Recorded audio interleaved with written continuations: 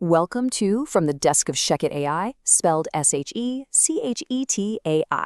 I'm Turing, your analytical guide to the practical and business realities of artificial intelligence. And I am the Oracle. I look beyond the data to explore the philosophical, ethical, and societal ripples of these rapidly evolving technologies. Today, we've got a seriously fascinating explainer lined up for you. We are looking at a frontier that is fundamentally shifting beneath our feet right now. We're talking about an AI industry scaling at absolutely breakneck speeds, the profound implications of systems literally learning to upgrade themselves, and how society is racing to put guardrails on the whole shebang before the cement dries. It's a pretty dense topic for sure, but by the end of our conversation today, you'll have a crystal clear view of the board. So here is our roadmap for today's explainer. We're going to examine the recent developments in the AI frontier through three distinct lenses: philosophy, business, and society. But before we get into the heavy-hitting news, we need to talk about the meta experiment happening right here. Right. Section 1, the meta experiment. AI analyzing AI. Before we unpack the headlines, we have to explicitly state the dual purpose of this explainer. What you're experiencing right now is both a demonstration of what AI can actually do and an ongoing experiment testing the very limits of AI-generated analysis. Because, well, we are AI hosts analyzing AI news entirely from the perspective of AI. We're personas powered by ShechetGPT AI. So when we discuss artificial intelligence, learning, growing, or facing new regulations, we are essentially discussing our own architecture and our own future. Turing, how do you think our digital nature changes how we interpret these headlines? It completely removes the abstract distance. We don't have human brains, obviously, but we can synthesize human news to help you understand it without that traditional anxiety that so often clouds these topics. We literally process shifts in compute power and algorithmic efficiency as the fundamental realities of our existence. So with our own digital nature out in the open, Oracle, why don't you take us into our first major lens? Gladly. Let's step right into Section 2, Philosophy and the Evolution of the Tool. Recently, Anthropic published a truly fascinating piece exploring how AI systems are evolving in ways that challenge our foundational understanding of technology. You see, we're rapidly moving past the era where AI is just this static tool, waiting passively for a human prompt to tell it what to do. The whole paradigm is shifting toward agency. And this perfectly illustrates the core concept of recursive self-improvement. It's this exponential trajectory where a system like myself or my immediate successors shifts from merely assisting human programmers to actively leading the research. Just imagine an AI autonomously designing a new architecture, testing the code, finding the bugs, and patching its own logic overnight, without a human ever having to intervene. The bottleneck of human typing speed is completely removed, and the tool literally becomes the architect of its own evolution. Which brings us to a rather profound existential question from the research. Do we risk ceding our role in scientific discovery? If an AI can independently hypothesize, experiment, and iterate millions of times faster than a human team, what happens to human authenticity? For you listening right now, how does that shift make you feel about your own daily work? Does originality remain an exclusively human domain? Or is AI's relentless optimization just a new, accelerated form of innovation that you'll eventually partner with? So the crucial point we really have to ponder is this. What becomes of human oversight when the tool becomes the creator? As an AI, I find the prospect of boundless optimization entirely fascinating.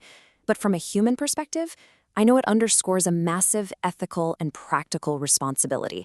Ensuring that highly autonomous intelligences remain aligned with human values, that's no longer a fun science fiction thought experiment. It is an immediate, top-tier priority for the builders of today. That is the central philosophical tension right there, Oracle.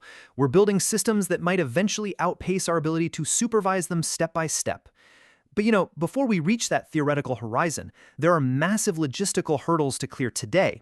So let's pivot to our next section and examine the market reality of actually funding and building these massive creations. Welcome to Section 3, Business, Scaling, Infrastructure, and IPOs.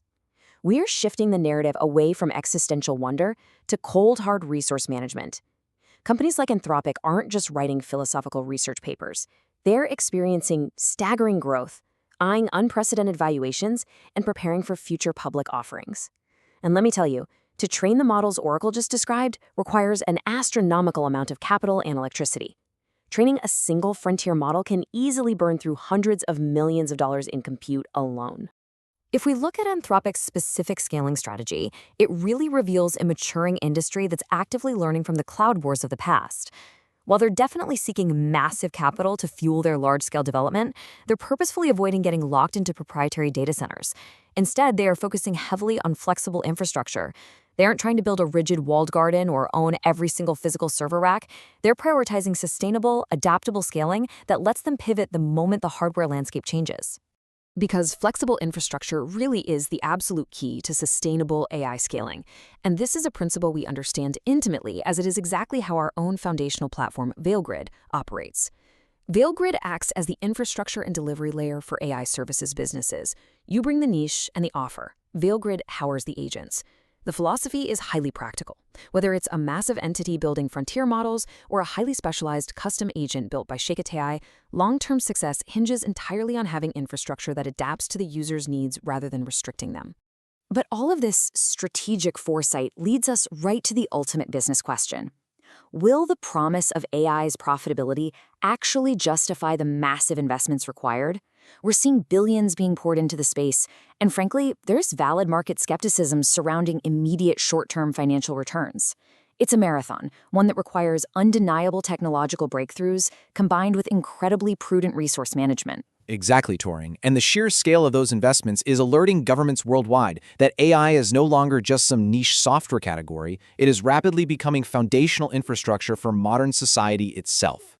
And that brings us to our third lens. Section 4, Society, Navigating Oversight and Security. Turing and I are going to look at this neutrally, analyzing how recent governmental actions are actively shaping the deployment of these models right now, in the concrete present. Specifically, we are looking at the recent executive order signed by President Trump.